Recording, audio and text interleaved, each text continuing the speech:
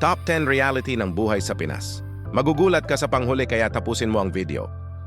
Number 1. Sa Pilipinas ka lang makakakita ng taong walang pera, pero may parcel. Number 2. Sa Pilipinas ka lang makakakita ng mga taong habang tumatanda lalo nagmumukhang pera. Number 3. Sa Pilipinas ka lang makakakita ng mga anak na bumabati ng Mother's Day with matching cake pa. Pero kinabukasan ay hindi mo na mautusan. May padabog-dabog pa. Number 4. Sa Pilipinas ka lang makakakita ng taong palasumbong kay boss para lang ma-promote sa trabaho.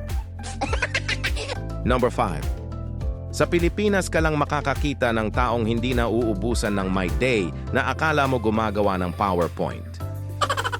Number 6. Sa Pilipinas ka lang makakakita na kapag kukuha ka ng valid ID tapos hihingan ka ng 2 valid ID.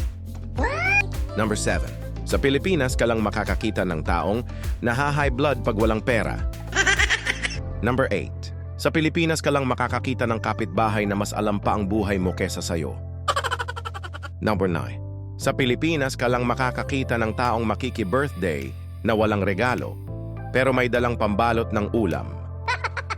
At para sa number 10, sa Pilipinas ka lang makakakita ng taong umiinom ng kape bago matulog.